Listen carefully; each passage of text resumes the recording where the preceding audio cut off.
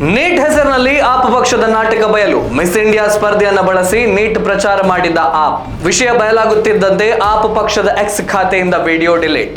ದೇಶದಾದ್ಯಂತ ನೀಟ್ ಪರೀಕ್ಷೆಯ ವಿಚಾರ ಭಾರಿ ಚರ್ಚೆಗೆ ಗ್ರಾಸವಾಗಿರುವಂತಹ ಈ ಸಮಯದಲ್ಲಿ ಆಮ್ ಆದ್ಮಿ ಪಕ್ಷದ ವ್ಯವಸ್ಥಿತ ಷಡ್ಯಂತ್ರವೊಂದು ಬಯಲಾಗಿದೆ.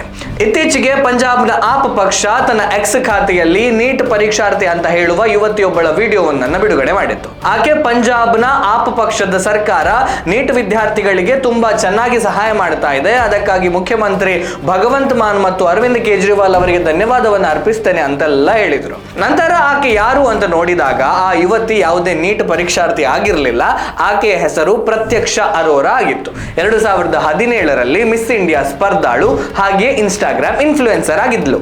ಆಕೆಗೆ ಇನ್ಸ್ಟಾಗ್ರಾಮ್ ನಲ್ಲಿ 2 ಲಕ್ಷಕ್ಕೂ ಹೆಚ್ಚು ಫಾಲೋವರ್ಸ್ ಇದ್ದಾರಂತೆ. ಇನ್ನು ವಿಶೇಷ ಅಂದ್ರೆ 2017ರಲ್ಲೇ ಆಪ್ ಪಕ್ಷ ಇದೇ ಯುವತಿಯನ್ನ ಮಿಸ್ ಇಂಡಿಯಾ ಟೀನ್ ವಿನ್ನರ್ ಅಂತ ಸನ್ಮಾನ ಮಾಡಿತ್ತು.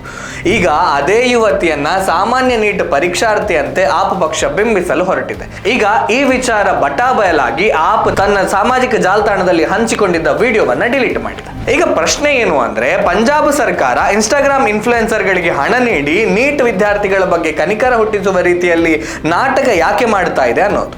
ನಿಜವಾದ ನೀಟ್ ಆಸ್ಪಿರೆಂಟ್ಸ್ ಅನ್ನೇ ಕರೆಸಿ ವಿಡಿಯೋ ಮಾಡಬಹುದಾಗಿತ್ತಲ್ಲ.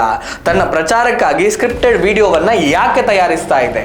ನೀಟ್ ಪರೀಕ್ಷೆ ವಿಚಾರದಲ್ಲಿ ವಿದ್ಯಾರ್ಥಿಗಳಿಗೆ ನೋವಾಗಿದೆ ನಿಜ, ಆದರೆ ಇಂತಹ ನೋವನ್ನ ನೈಜ ವಿದ್ಯಾರ್ಥಿಗಳಿಂದ ಹೊರತರುವುದನ್ನ ಬಿಟ್ಟು ಇನ್ಸ್ಟಾಗ್ರಾಮ್ ಇನ್ಫ್ಲೂಯೆನ್ಸರ್ನ ಮೊರೆ ಹೋಗಿದ್ದು ಯಾಕೆ?